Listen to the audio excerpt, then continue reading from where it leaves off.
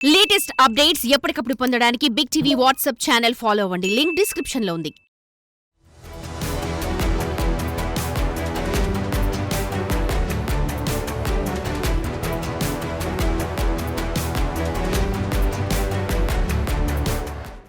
మోసపోయేవారున్నంత వరకు మోసం చేయటానికి మేము సిద్ధం అనే రీతిలో తయారయ్యారు కేటుగాళ్లు.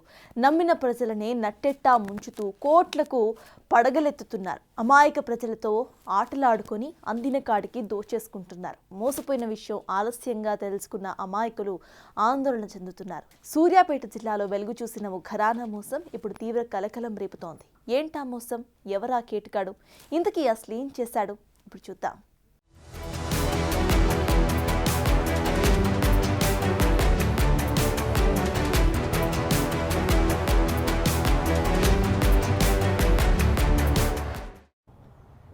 సూర్యాపేట జిల్లాలో ఓ గ్రామంలో మంచితనం ముసుగులో అమాయక ప్రజలను బురిడి కొట్టించాడు ఓ మోసగాడు.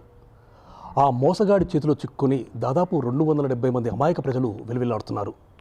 3 కోట్ల రూపాయల సొమ్ముతో ఆ గ్రామాన్ని వదిలి ఉడాయించాడు ఆ మోసగాడు. ఇంతకు ఏందా గ్రామం? ఏ విధంగా అమాయక ప్రజలను ఆ మోసగాడు బురిడి కొట్టించాడు?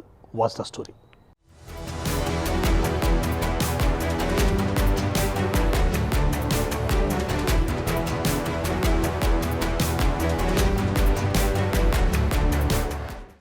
సూర్యాపేట జిల్లా హుజూర్ నగర్ మండలం బూరుగడ్డ గ్రామంలో నాగలక్ష్మి అనే మహిళ ఫీల్డ్ అసిస్టెంట్గా విధులను నిర్వహిస్తున్నారు. ఇదే సమయంలో ఆమె భర్త అయిన మాడ్గుల మల్లయ్య భార్యకు ఉద్యోగ విధుల్లో సహకారం అందిస్తూ ఉపాధి హామీ పనులను చక్కబెట్టేవాడు. గ్రామస్తులకు క్రమం తప్పకుండా పని కల్పించేవారు. దీంతో గ్రామస్తులకు మల్లయ్య మీద మంచి అభిప్రాయం ఏర్పడింది. అదే అరుసుగా తీసుకున్న మల్లయ్య గ్రామస్తులను మోసగించాలని పథకం పన్నాడు. గ్రామంలోని పేద ప్రజలకు ప్రైవేటు బ్యాంకులలో లోన్స్ ఇప్పించడం, తిరిగి వారితో లోన్స్ చెల్లించడం కూడా చేశాడు. గ్రామస్తులకు మల్లయ్య మీద మంచి నమ్మకం ఏర్పడింది. ఇదే అదునుగా భావించిన మల్లయ్య ప్రజల వద్ద నుంచి తీసుకున్న ఆధార్ కార్డ్ సహాయంతో మరియు బ్యాంకుల వారితో కూడా ఏర్పరచుకున్న పరిచయాలతో బ్యాంకుల నుండి లోన్స్ తీసుకున్నాడు. ప్రతి వ్యక్తి పేరున 3 నుంచి 4 ప్రైవేట్ బ్యాంకుల్లో లోన్స్ తీసుకున్నారు. అంతేకాకుండా వారాంతపు నెల రోజులకు కట్టే పొదుపు డబ్బులను కూడా వాడేసుకున్నాడు. 10 మందితో కూడిన సమభావన సంఘం పేరును కూడా 10 మందిలో 6గురికి చెందిన డబ్బులు కూడా కాజేశాడు.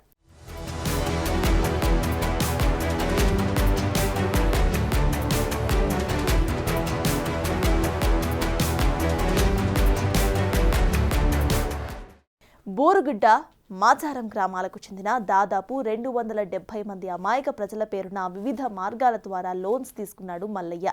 హుజూర్ నగర్, కోదాడ ప్రైవేట్ సంస్థలకు చెందిన ఉద్యోగులను మచ్చిక చేసుకొని అమాయక మహిళలని టార్గెట్గా చేసుకుంటూ ముందుకు వెళ్తూ ఒక ప్రణాళికలతో అటు గ్రామంలో ఉన్న ఇల్లు, పొలము అమ్ముకున్న మల్లయ్య 3 నెలల వ్యవధిలోనే సుమారు 3 కోట్ల రూపాయలతో గ్రామాన్నే వదిలేసి కుటుంబంతో సహా ఉడాయించేశాడు.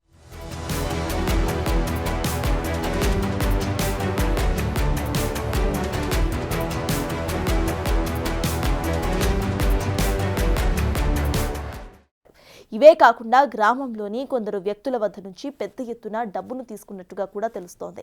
గ్రామంలో ఎవరి పేరు మీద అయితే మల్లయ్య లోన్స్ తీసుకున్నాడో వారు డబ్బులు చెల్లించకుండా ఉండేసరికి మైక్రో ఫైనాన్స్ సంస్థలు, ఇతర ప్రైవేట్ బ్యాంకుల వారు ఇంటికి వచ్చి అడగడంతో చేసేదేమీ లేక విషయం తెలుసుకున్న బాధితులు లబోదిబోమంటూ వస్తువులు అమ్ముకొని డబ్బులు చెల్లించాల్సిన పరిస్థితి అక్కడ ఏర్పడింది. నమస్తే, నా పేరు రాంబాయి. ఫీల్డ్ ఆఫీస్ మల్లయ్య గారని లోన్లు తీసుకుంటుండు. అయితే ఇప్పుడు 2-3 ఏళ్ళ తీసుకొని కవరపు చేసుకుంటే జనాలు నమ్మారు.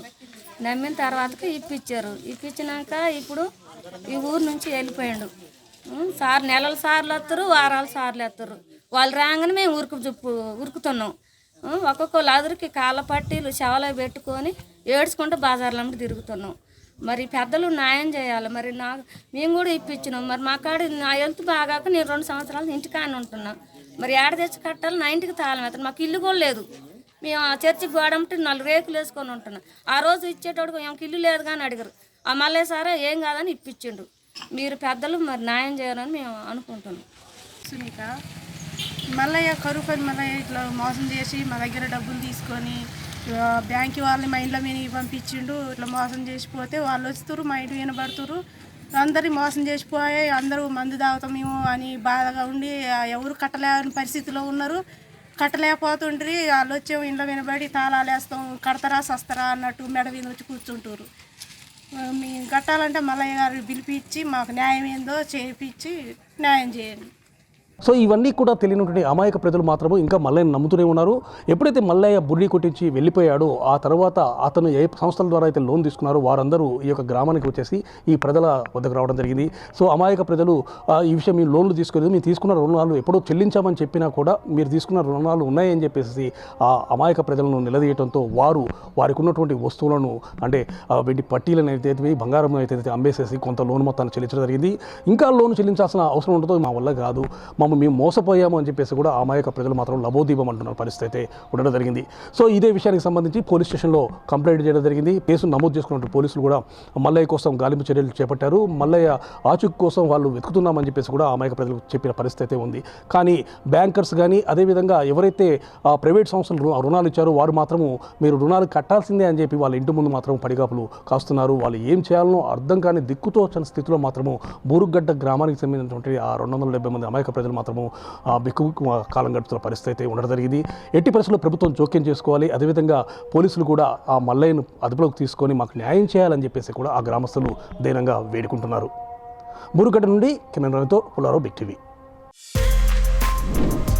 For more videos like this, subscribe Big TV channel.